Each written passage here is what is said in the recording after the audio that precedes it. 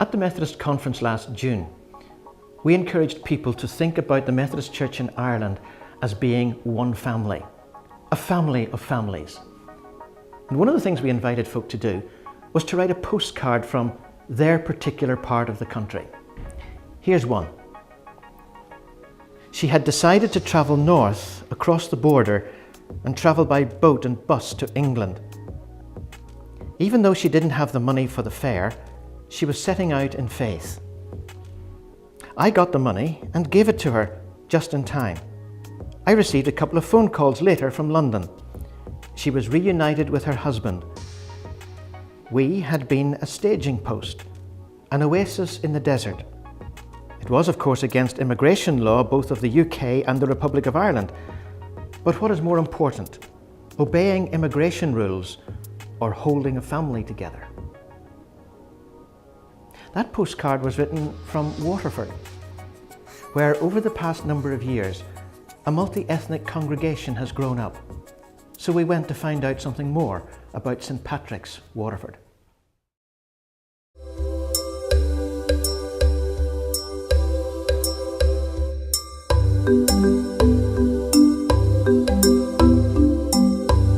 In the church, there's a rather mixed congregation with people from many different countries, mostly the traditional Irish and the African community. About 12 or 13 years ago, some asylum seekers came and joined our church.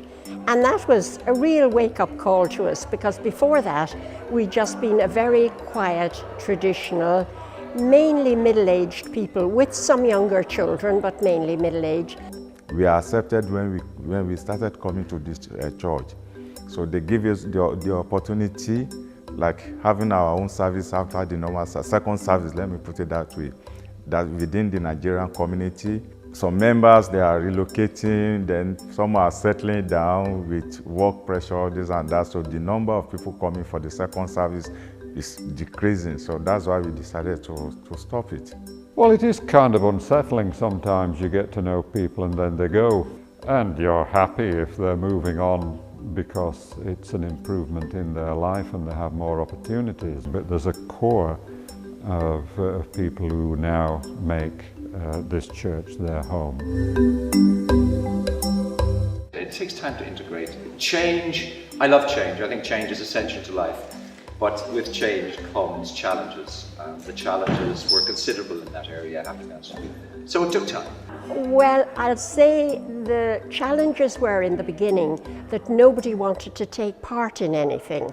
But things have changed, and now they've brought a wealth of music to our young people and to the rest of the church.